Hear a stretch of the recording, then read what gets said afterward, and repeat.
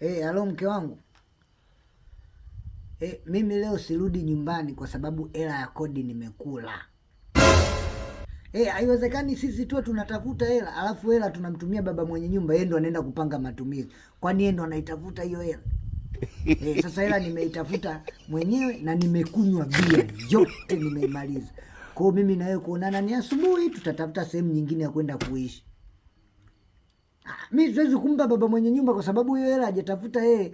Tena alivyokuwa na dharau, ananiambia kabisa eti nitumie kwenye namba hii. Yaani hela nitafute mimi, alafu yeye ananiambia nimtumie. Yeye ndo katafuta. Yeye atafute hela zake, ajitumie mwenyewe. Na mimi hela yangu nimeitafuta, nimenunua pombe yote. Mtalala huku nikija asubuhi tutaenda kutafuta sehemu nyingine ya kukaa, lakini mimi kumpa baba mwenye nyumba hela simpi tena. Nasema? Wife.